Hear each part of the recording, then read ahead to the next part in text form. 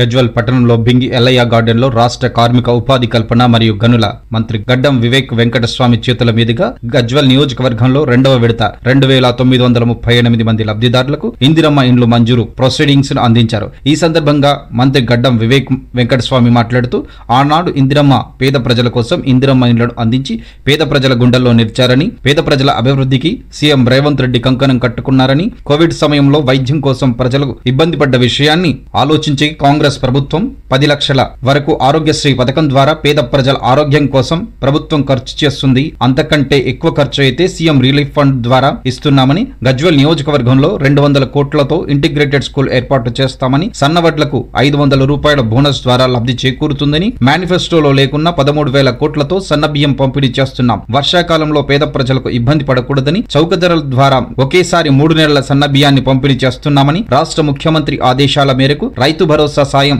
వారం 10 రోజుల్లో రైతుల ఖాతాల్లోకి వస్తుందని, సొంత ఇల్లు ఉండాలనే పేద ప్రజల కోరిక మేరకు రాష్ట్ర ఆర్థిక పరిస్థితి బాగా లేకున్నా బీద ప్రజలకు సాయం చేయాలనే ఉద్దేశంతో ప్రభుత్వం ఇందిరమ్మ ఇండ్లు మంజూరు చేస్తుందని, 5 లక్షలతో 600 ఫీట్ల వరకు మాత్రమే ఇల్లు నిర్మించుకోవాలని దరఖాస్తు చేసుకున్న అర్హులందరికీ రాబోయే 3-4 సంవత్సరాలలో ప్రభుత్వం ఇందిరమ్మ ఇండ్లను మంజూరు చేస్తుందని, విద్య, వైద్యం, ఇండ్లు, ఇరిగేషన్, మౌలిక వసతుల కల్పన కాంగ్రెస్ ప్రభుత్వం ముఖ్యమంత్రి రేవంత్ రెడ్డి లక్ష్యమని అన్నారు. ఈ కార్యక్రమానికి హాజరైన మంత్రి గడ్డం వివేక్ వెంకటస్వామికి స్వాగతం పలికి ఇందిరమ్మ ఇండ్ల పంపిణీ కార్యక్రమంలో పాల్గొన్న తెలంగాణ రాష్ట్ర యువజన కాంగ్రెస్ ఉపాధ్యక్షురాలు ఆంక్షారెడ్డి మరియు కాంగ్రెస్ పార్టీ నాయకులు, కార్యకర్తలు తదితరులు పాల్గొన్నారు.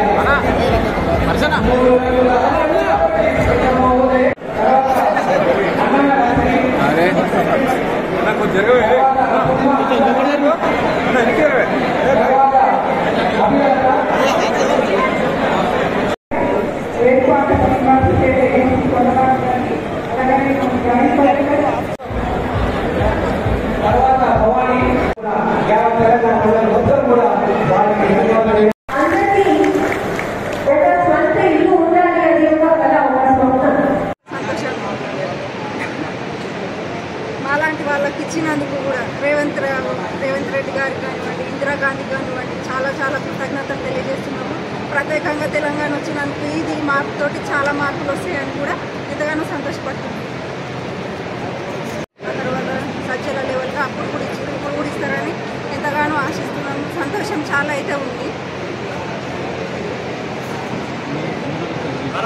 చాలా రోజుల నుంచి ఎదురు చూస్తూనే ఉన్నాము, ఇస్తారేమో.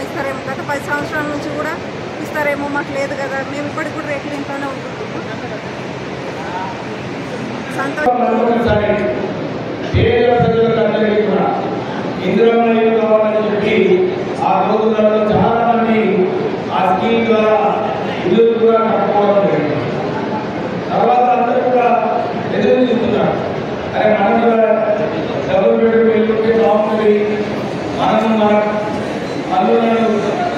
ఇంకొక గతికి వచ్చారని చెప్పి అందరూ కూడా ఎదురు చూస్తారు, కానీ చాలా మంది రాలేదు.